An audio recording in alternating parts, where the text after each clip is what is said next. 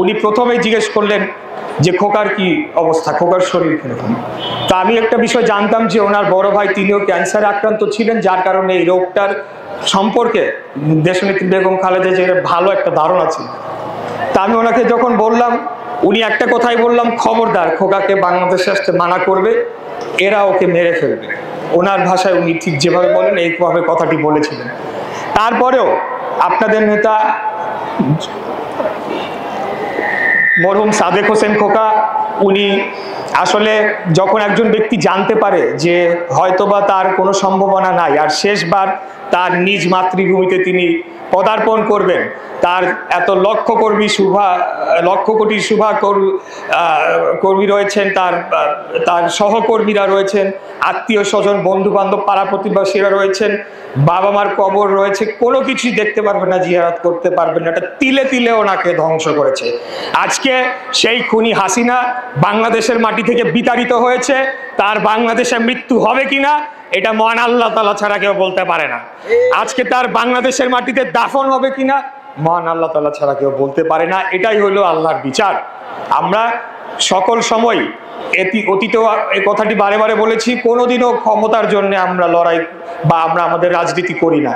আমরা বর্তমানে বাংলাদেশ জাতীয়তাবাদী দল যেই রাজনৈতিক এবং সামাজিক অবস্থান নিয়ে রয়েছে, আমি বিশ্বাস করি আমাদের 17 বছরের সংগ্রামকে জনগণ এমনি মূল্যায়ন করে, তারা এমনি আমাদেরকে ভালোবেসে বুকে টেনে নেয়। আগামী ফেব্রুয়ারি মাসে ঘোষিত যে নির্বাচনটি হওয়ার কথা রয়েছে, সেটিকে বানচাল করার জন্য আপনারা দেখেছেন কয়েকটি রাজনৈতিক দল তারা উঠে পড়ে লেগেছে।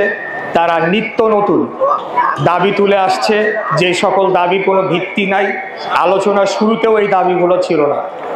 এখন বিষয়টি হচ্ছে বাংলাদেশ জাতীয়তাবাদী দল বিএনপি কতটুকু আন্তরিক হলে 9 মাস যাবৎ তাদের সাথে আলাপ আলোচনা, ঐক্যমত্য গঠন করে বিভিন্ন ধরনের শর্ত যেগুলো আমাদের প্রাথমিক তালিকায় ছিল না সেগুলোকেও মেনে নেওয়া হলো।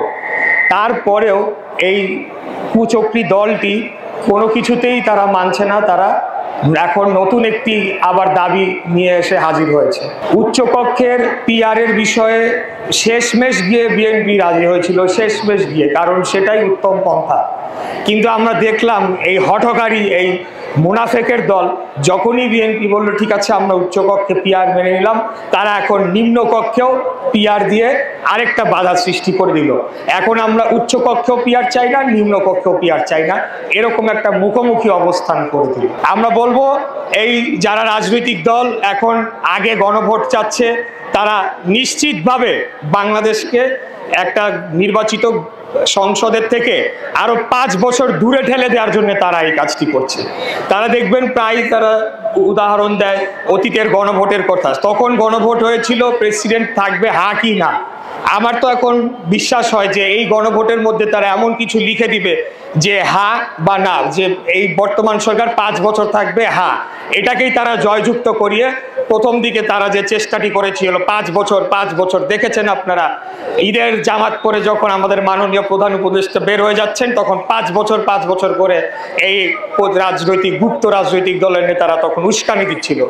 তাদেরই প্রকল্পের অংশ এটা, কারণ তারা জানে তারা ভোটের মাঠে, ভোটের লড়াইয়ে তারা আসলে কোনো ভাবেই টেকার কোনো সম্ভাবনা নেই। যার কারণে এখন তারা যে রাষ্ট্র ক্ষমতা ভোগ করছে, তারা তাদের প্রভাব খাটিয়ে বিভিন্ন ভিসি ডিসি শিক্ষা প্রতিষ্ঠান, নানা ধরনের ব্যাংক দখল, নানা ধরনের দখলবাজি তারা করছে। এটিকে অব্যাহত রাখার জন্য, নিজেদেরকে শক্তিশালী করার জন্য, পাশাপাশি যত দিন যাবে বিএনপির উপর চাঁদাবাজ এইটা ওইটা বিভিন্ন ধরনের অপবাদ দিয়ে আমাদের জনপ্রিয়তা কমানোর চেষ্টা করছে।